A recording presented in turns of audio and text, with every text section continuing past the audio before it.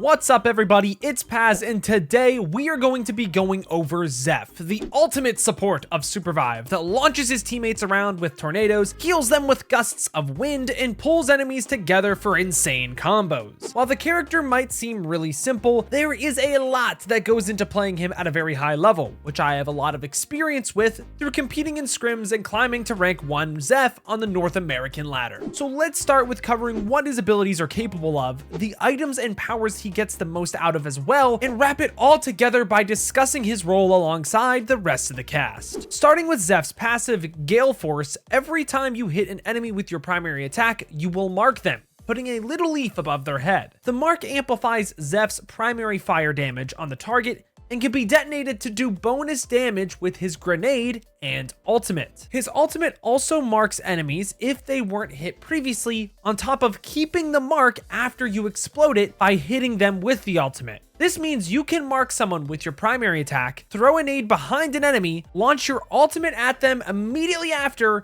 and just nuke them out of existence. A lot of you ask how I do so much damage on Zeph in stream. This is how I do it. The other part of Zeph's Gale Force passive is that hitting enemies that are marked with your primary attack reduces your heal cooldown duration by 1 second. Detonating a charge gives you a charge back. This isn't super important to think about in all honesty, it's just something to note. Now that we have covered his passive, let's talk about his primary weapon, the Windslinger. The weapon might seem simple, but it is actually super deep and fun to use. There are 2 different firing modes it has. You can either tap it or hold it. These are good in different scenarios, but no matter what, if you hit someone, you get 20 mana back and apply your passive. Let's cover the tap first though. Tapping your left mouse button by default shoots a little baby gust of wind that does decent damage and at decent range. This is really good for dealing lots of damage fast, and is the most effective at doing that out of his whole kit. The downside is that it doesn't pierce enemies and does not have as much range as when you hold your primary fire, so it is harder to apply Zeph's passive on more enemies. On the flip side, holding the staff down will allow it to charge up, where it will then fire a faster, larger gust of wind that deals more damage and has farther range while also piercing enemies. The downside to this is that it slows you down while charging for a bit, and if you hold it for too long, you actually do less damage as seen on screen. Compared to the small gust of wind, it does less overall damage, but holding isn't as bad since it gives you more range and is more consistent. That's not all about the held gust of wind though. By using the held gust and jumping right as you shoot, you can actually start a bee-hopping sequence to outrun pretty much every character in the game. I have a short on the channel that specifically teaches this concept if you are confused by this tutorial on screen. But if you want to be a Zeph main, you should definitely learn how to do this. But I digress, let's move on to his right click. Zeph's right click is his Mending Breeze, otherwise known as his heal. This ability is pretty simple. Hover over a friendly character, press right click, and send an orb that heals them a pretty considerable amount. Here's the thing though, because it launches a projectile, any allies that are on the way to the target you selected get healed too if the projectile passes through them as well. This incentivizes you to have positioning that is layered by multiple teammates, so that you can get more out of every single heal. Not only will it give you more value, but it will also keep you safe in the fight since you will, in theory, have better positioning as a result. You can also use the healing on yourself, but it is only 50% as effective, so you should really try to avoid this if possible and use Vive instead. The other thing to note is that how effective Zeph's heal is directly correlated with how much AP he has, meaning he really wants to use blades if possible, but we'll cover that in the item section later. Leveling up this ability is easy. At level 1, you have 2 charges. Level 2, you get an additional charge of the heal, giving you 3 charges. And then at level 3, it gives friendlies a speed boost on the heal. I'm gonna be honest, you are never really going to need to max Zeph's heal, at least in its current iteration. Again, we'll talk about this later after we're done all of the individual abilities. Moving on to Zeph's dash, we have the Cyclone Dash, which can make or literally break your team. Shout out to Pobelter for almost losing the game for his team during the first Creator Cup, really showing off Zeph's full potential here by killing his whole team. Okay, but actually this ability is really strong. Much like Zeph's primary attack, there are 2 ways you can use the dash. You can either tap or hold it. Tapping sends Zeph flying a short distance with a shorter cooldown compared to a held dash. A tap dash does not dash teammates along with him. It's really good for dodging specific cooldowns like a Brawl Slam or a KP hook. Holding the dash summons a cyclone around Zeph that, when released, sends the whole team flying in the direction the dash is taken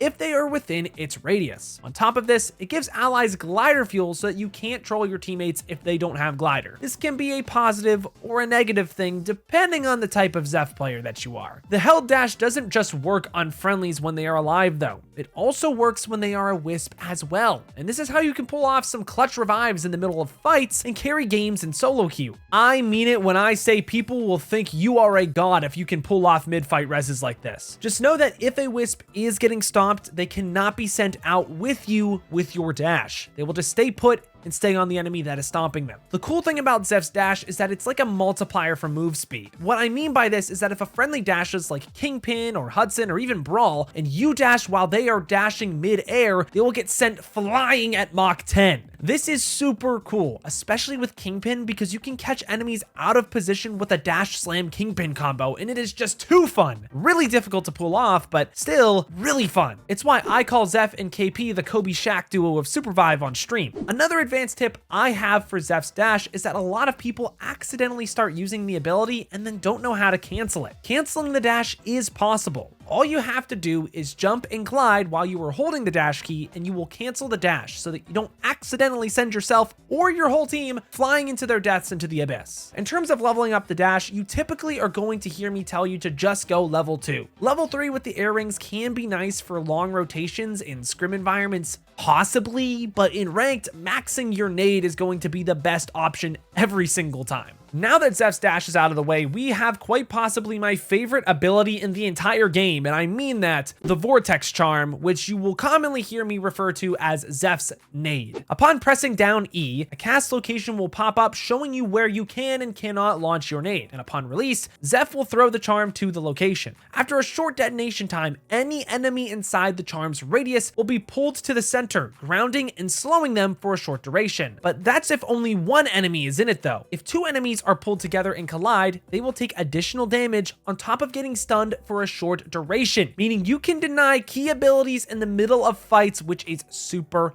fun. This also works if you pull a mob and an enemy player. If they still collide, they will take increased damage and get stunned. Realistically, this ability is pretty straightforward. The hard part is legit just hitting it. The main tip I have to hit more nades is that you have to keep track of how many dashes your enemies have. If they do not have a dash, it is easier to hit them with the charm. On the flip side though, if you see enemies clumped up with their dashes, throwing your nade to force out their dashes is arguably a bigger deal than if you hit the nade to begin with. Not every nade needs to be a huge stun. Forcing out cooldowns is really impactful too. That being said, comboing the nade with other zoning utility like Myth's Rain of Arrows or Big Huddy's Barbed Wire, which can be really impressive in competitive environments, is typically a way that you can end fights when comboed correctly. That being said, this is usually the ability that I max, considering that at level 3, you get a significantly lower cooldown, a longer stun duration, and these things add up for you not needing the level 3s of your other two abilities. Damage is healing for supports, because if you kill the enemies, you effectively heal your team of all of the damage they would have taken had those enemies still been alive. But let's wrap up Zeph's kit with his ultimate, Second Wind. Upon using the ultimate, Zeph fires a huge wind blast that goes through walls, healing all allies, including Zeph himself, and damaging all enemies it passes through, knocking enemies back as well. If the ultimate hits a friendly wisp, it applies a Guardian Angel effect that resurrects the wisp over time until they come back to life or get stomped on by an enemy. At level 2, this ultimate genuinely nukes people, which we've already discussed earlier with his passive, but there are other uses as well. If your teammate's wisp dies outside of the zone in a late circle fight, using the ultimate to res them is actually a pretty darn good play. I've done it a few times and it has clutched up games, but the most common way to use this ultimate is likely going to be when you are sitting in the back of the fight and can hit all of your teammates with crazy healing and crazy damage on all the enemy team after marking them with your primary shots. The ultimate is honestly super flexible and is going to come down to you getting creative to master it, but that is what makes it so dang fun. But that finishes out Zeph's basic kit, so let's talk about now now how you should build the character. Now, right before we go into items, I do want to talk about the specific level up order I typically go with on Zeph. It has changed a little bit since alpha because I feel so much more confident with my bee hopping. So specifically what I try to do is I usually try to see if I can start with my Vortex Charm if I think I can get a full mob pack and get level 2 immediately. After that, if I do get level 2 and there are people nearby, typically I'll get my heal. I'll tell my team that I don't have my dash yet.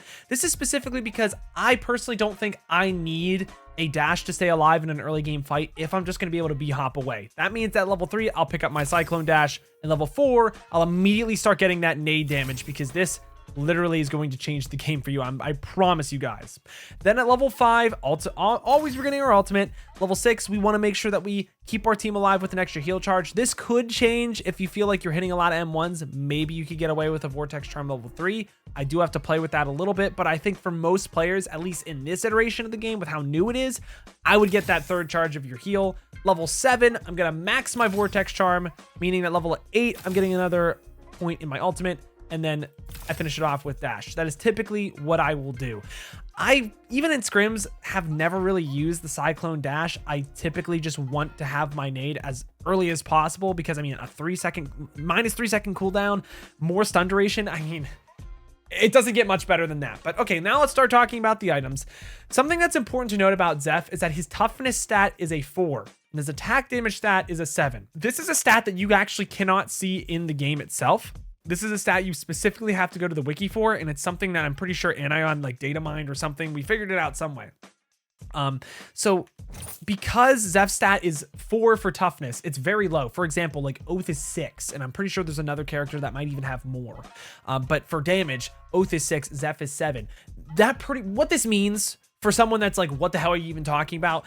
This means that pretty much all of these helmets, you should pretty much never run on Zeph. Because you have so much mobility and your cooldowns are just that great, I personally would never recommend ever running a helmet on Zeph. Maybe there's a meta where that will change, but for most players, that's not going to happen. I don't see a future where that's going to happen. So let's talk about what I'm running actually right now. Typically what I run, and this is what my BIS loadout is. Again, this could change.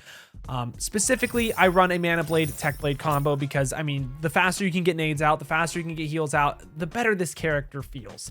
And the main reason why I do this is mostly just to amplify the strengths of Zeph's character because I don't really think he has any weaknesses that he can't just get away from his kit. So typically what I run is Mind Blade specifically because I like having more mana with the specific thing that I do with the Tech Blade. It's really nice because I can be a little bit more aggressive in the late game. And then after you do 10 activations of a heal on your teammate or just a heal on yourself, it eventually will get to Apotheosis. It's really easy to make this level up. That being said, I could see someone wanting to run a Bubble Blade. I personally don't love it. I think Mind Blade is better. That's personally just what I would do. And then for Tech Blade, it really depends on what you want to do. A lot of people are running Power User. I see this blade kind of getting nerfed in the near future. I don't see it sticking around all too long, specifically because it's kind of busted. And the big thing is I would much rather have Amplifier in a late game scenario, and I'll start charging this up. I'll probably put a clip on screen here, on screen here, just showing how often you can legit just be getting your Amplifier nade stacks at late game. I find this really, really impactful in the late game because you just can zone off so much space with Amplifier with a nade when there's nothing really going on. And you don't need to hit anyone with it either to get these stacks. And now I can actually show you guys. Just look at how fast I'm getting my nade. I'm getting my nade roughly every like 3.7 seconds, which might not sound like a big deal, but trust me when I say late game, if there's ever like a 3-squad scenario and you're just playing the triangle, no one wants to commit. If you just keep throwing nades, you're just going to keep getting armor out of people. You're going to keep setting up opportunities for your team. It is a very big deal.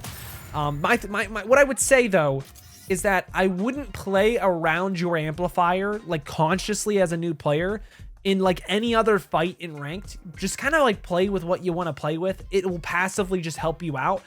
I wouldn't be constantly thinking, oh, well, I have my nade cooldown. It's like at 10 stacks. I don't want to use my heal. Just play the fight normal. What I would say though is late game circles is where Amplifier really starts to melt things. And that's typically what I'm seeing in scrims anyways. There's always going to be 3 teams. Now, if you don't want to run this and you would rather try to diminish a weakness, I mean, you could get away with maybe not. I like the Tech Blade because the passive does give you mana back on a primary fire hit. I could see someone argue that you want to run a Quick Blade with Grace to maybe just run a little faster. I mean, you do go significantly faster. My take on this is until they take B-Hop out of the game, which I don't think they ever will, I don't see the need to have move speed. To be honest, I would rather just have the extra mana. That's just me. This build here that I was trying, I mean, you will run out of mana if you're not hitting your shots, and it's mostly just to diminish a weakness that you can just diminish by B-hopping anyways. That being said, you are extremely fast with it. You'll never get caught. But if you're better at the game, I think Mind Blade is just a better take for you. So now that we're done with items, I actually want to talk about some powers that are pretty good on Zeph. The thing is, we're just going to go through rarities and kind of see what we think. The main thing with greens is that there's no real thing that I'm like, oh, this is BIS. The only one I would say is like maybe if you want to try to run a Berry Eater Green Thumb, it can be actually really nice to just self-peel for yourself. The thing is, you do just have so much mobility. It sometimes is better on a different character. The thing is, if this is a combo that no one else wants on your team, I don't think it's wrong for Zeph to run it. I used to think it was, but I don't really think it's bad at all. Now that we're going to move, though, on to the blue powers, we got quite a few that are pretty darn good. Like, I like Punch into Wall. It's not BIS. Delicate Mana Battery. It's nice if you're full, because you can make yourself full HP. You'll never run out of mana if you, especially want to run the Quick Blade. Like, Delicate Mana Battery could be really good for a build like that. I do really like Delicate Barrier just simply because you can keep topping yourself off, and it does help you against really, like, hard burst damage metas if you're trying to force Zeph into that. Again, though, still not quite my favorite powers. Probably my three favorite blue powers would have to be Brush Bore, because I mean, just look at this. And there was a clip that I had, I'll have to go back and get it, but I'm resin on a beacon. I'm in a bush. A KP tries to blink slam me through a bush. Bam! I hit the craziest board of my life. It completely stops and shuts down his push, and then the whole team gets to peel. People are sleeping on this power. I'm telling you, boys, Brush Bore, you're sleeping on it. It's a really good self-peel, and it's a really good opportunity to just set yourself up with even Vortex Charms. It's really strong. On top of that, I also Mobility Field essentially does the same thing for you, although it's just easier to use and has like a better use in the entire fight. But I could also see this power becoming purple. So, I mean, it might be a little more rare. Someone should always be picking this up. And then after that, I also think Rescue Turtle is really good, specifically because you can just pick up Wisps in the middle of fights, which I think it's weird because you also can send people in, but like Zeph can also kind of do that safely because you can B-hop. So I think Rescue Turtle is also pretty good on this character, although I would much rather, at least in ranked, have that Brush Bore, have that anti-Moby field. I think that's a little better in the blue powers department. Now, purple is where things start getting a little bit fun. I mean, you have great self-peel tools like Sand Wall and Air Blast. I mean, I couldn't tell you how many times I'm walking at a Jewel, she's trying to full stack me. I'm just like taking so much aggro, and then I'm like, oh, here's a Sand Wall. Oh, KP wanted to hook me. Sand Wall. Oh, okay, you can't do anything to me. I think it's a great power. Literally anyone should be using it. But something also really good is think about Air Blast here, boys. Think about Air Blast into a nade. Okay, well, that Air Blast might launch, but here's the thing. Air Blast to peel for yourself. Air Blast into an aid. Air Blast into an ultimate. Air Blast into an ultimate into the abyss. Or Air Blast into an ultimate into the zone late circle. The guy dies to zone. Like, there's something to be said here that Air Blast is definitely a very good power for Zeph. Now, if that's not your whole cup of tea and you would rather just fly around the map at Mach 10, which I'm about to show you, I had some fun with this the last few playtests. The thing is with Hover Wings is that there's almost always a better hunter for this. There's almost always a better hunter that could get more out of the Hover Wings. I mean, sure, you can do the tech where you just like blast yourself over, and I'll do this on land so it's easier for you guys to see. But here's the thing, like, what are you going to be running a Zeph with? You're probably going to be running Zeph with like an Oath. You're probably going to be running Zeph with maybe a Celeste, someone else that could get better aggressive use out of the Hover Wings. That I think the Hover Wings aren't exactly BIS for Zeph, but it is really nice to do the B-hop tech with Hover Wings and you just send yourself flying. You guys have to try it out in practice. You guys are going to think it's absolutely crazy. But the other one that's like a no-brainer for Zeph is Guardian Angel. I think this is just really good. I mean, if someone goes down, you can pick them up with the Wisp. It's super simple, easy to use. I have no problem with it. I just think my thing with Guardian Angel is I don't love it. It's really nice when it's really nice, but then it's like, what if I just had a sand wall and an air blast and I just saved my team before they died?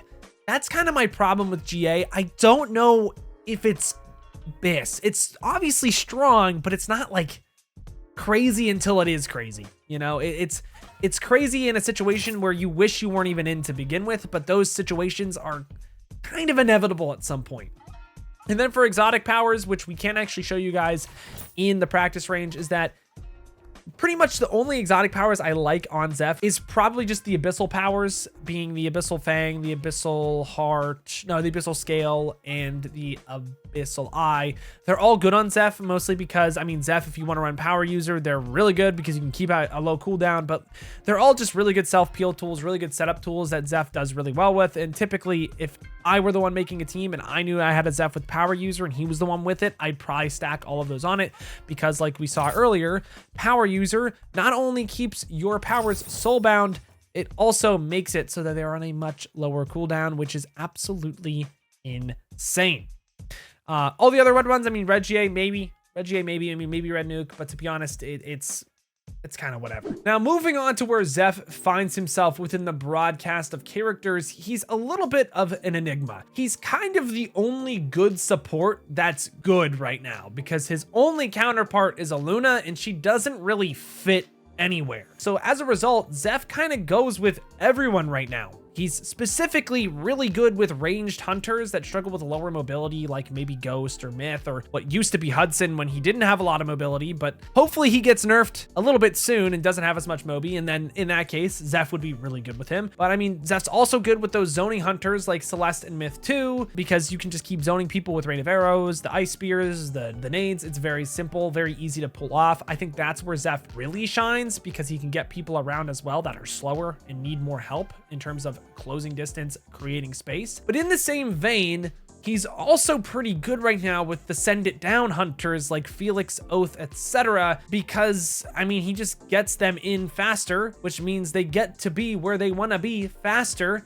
which means they can't be countered because they're already on top of you. The only thing I have with that is it's super dangerous because Zeph doesn't really want to be in. He kind of wants to be in the pocket in a safe space. And when he's constantly dashing his whole team in for an engage, that's where things get a little risky for Zeph. So this is a hole where a possible new support could fill this hole. Maybe it's Aluna though, and I'm just hating on Aluna, but I don't know. I'm never gonna hate on or stop hating on Aluna. That's my brand at this point. So my whole take with Zeph is that he's good now because there isn't a support that does it better right now. Like I said, in the future, I could see another hunter pretty much doing that brawly type of engagement better, but for what we have right now, this is what we got. So just to summarize, pretty much Zeph's role is to keep the team up, safe, and at an effective distance. And it's also going to be to set his teammates up with nades and zone control. As a result of this, he really struggles against characters like Felix, Brawl, and KP that are going to take him out of position, that are going to trap him and slow him down so he can't get out. But most importantly, that are going to anti-heal the team,